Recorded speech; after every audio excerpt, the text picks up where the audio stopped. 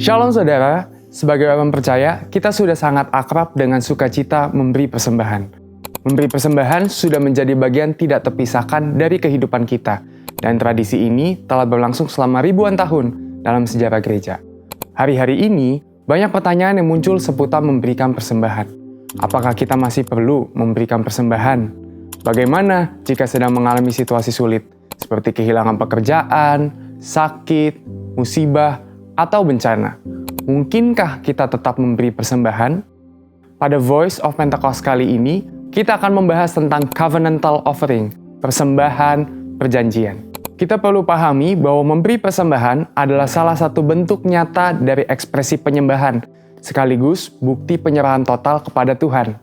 Pemahaman inilah yang jadi fondasi kuat dalam memberikan persembahan, dan bukan didasarkan pada kemampuan menurut pandangan kita sendiri, bahkan di tengah situasi sulit.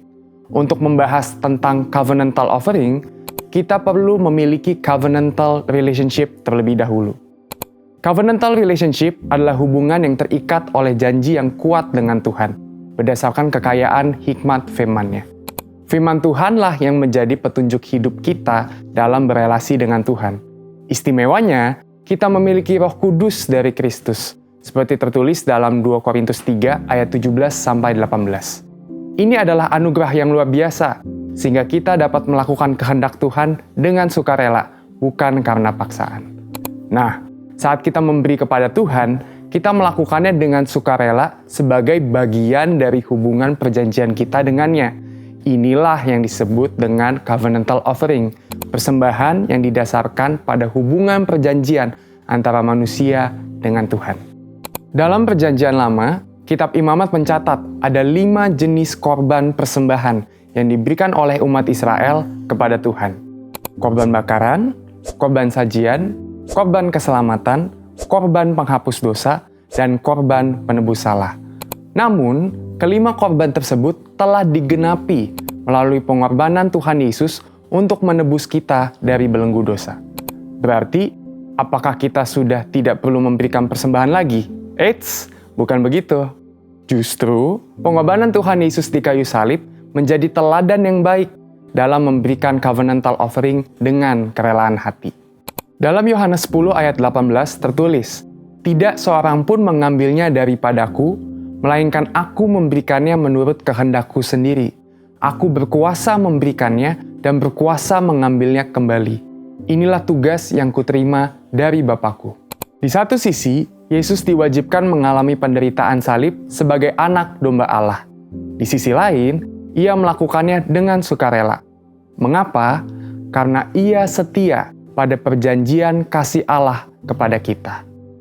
Tuhan telah terlebih dahulu mengasihi dan memberkati kita, sehingga sudah sepatutnya kita memberi persembahan kepadanya sebagai wujud mengekspresikan penyembahan dengan cara yang dikenan Tuhan.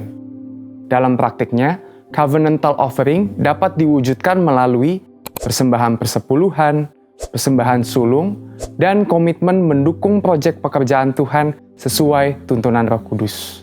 Dengan demikian, covenantal offering mencerminkan bagaimana kita mengasihi dan menyembah Tuhan, serta menjadi bentuk penyerahan total hidup kita kepadanya.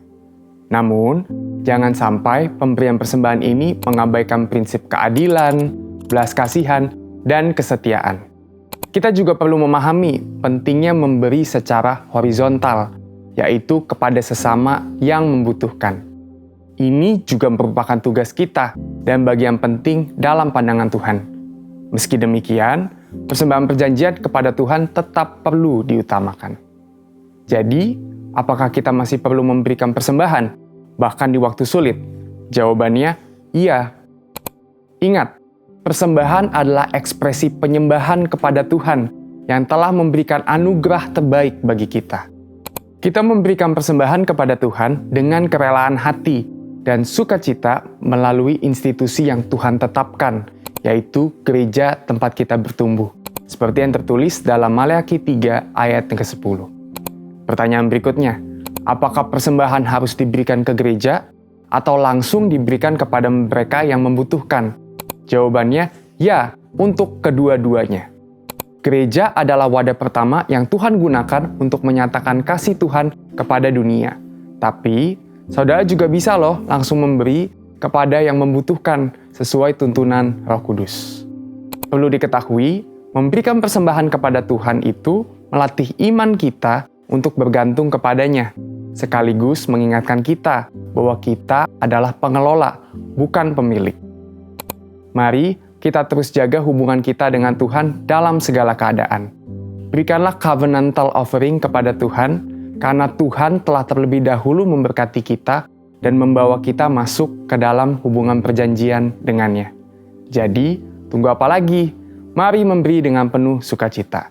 Untuk penjelasan lebih lengkap dari tim teologi kami, silakan scan QR Code yang tersedia atau buka website kami di gbigatsu.id. Tuhan Yesus memberkati.